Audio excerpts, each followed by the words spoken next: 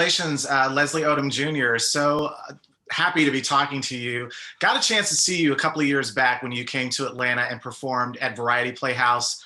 An amazing, amazing show. Thank And you. yeah, That was a special show for me. I remember that show because I was doing mostly um, big. I was doing symphonies and stuff mostly. That was one of my first like little clubs, and feeling that vibe in Atlanta. And y'all were so good to me. Y'all were so kind to me. Thank you for being there. I remember that well.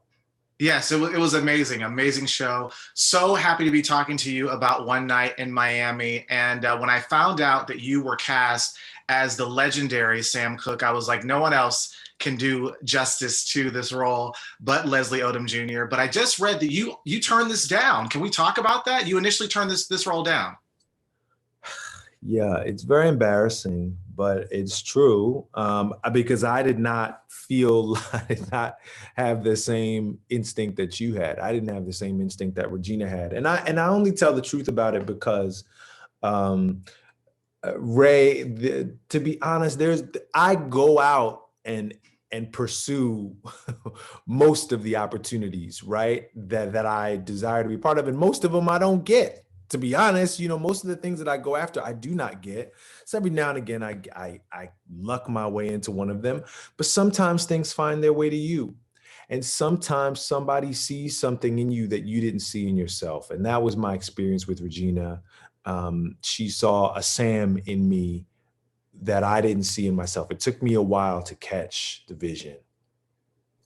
What similarities do you share with Sam Cooke? Because you're both singers, entertainers, and you both have had to take a stance in terms of your your social responsibilities and political responsibilities. So, any similarities there? Well, I don't want to flatter myself and draw too many comparisons. I think mostly he's there as an example for me. Sam lived a very big life. In many ways, I feel like my life is a lot smaller. I think thanks in large part to Sam Cooke. He just paved the way for me. So the doors that I'm walking through are the doors that he knocked down. Um, it, it, if there is any way that we're similar, I have been accused of being someone who, in close relationship from time to time, I'm not always the easiest. I'm opinionated, and I don't know if anybody would accuse me of being a pushover, and Sam certainly was not. And so there was a certain amount of that is new for a modern audience, because that was not something that he showed the public. The door for stardom, especially for Black artists, it was very narrow. And so Sam had to protect an image of himself in order to be accepted, and to be able to walk through the doorway of stardom. So anyway, I think that he was fiery. He was a firebrand, and he was not always easy to get along with. And I wanted that represented in that hotel room because Sam and I share that. Let's talk about Speak Now, original song that you performed and written for the film. Can we talk about that? Sure. Got to write an original song for the film. They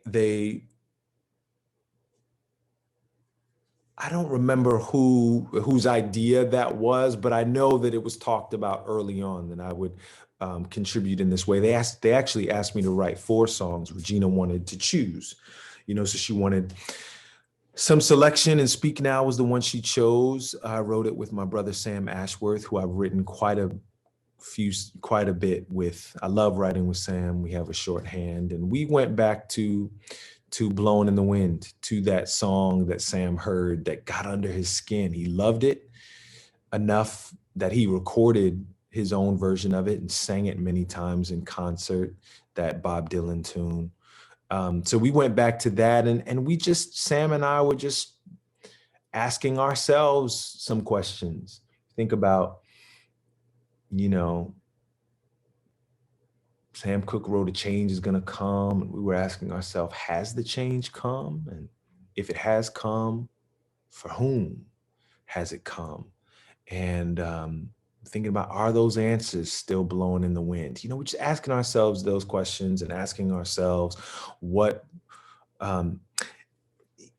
it's really important. We had to set ourselves free from being like in a competitive space with those other brilliant songs, in the same way that the four of us in that hotel room were able to occupy our individual spaces, the way that Sam and Malcolm and Cassius and Jim are able to occupy their own spaces. And it's not about competition, it's about sharing. It's about holding up your greatness right alongside whatever greatness I may possess. So we wanted our song to be that, to be an offering that hopefully could be held up alongside these other great offerings.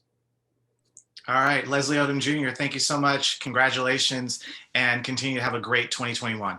Ray, thanks so much, man.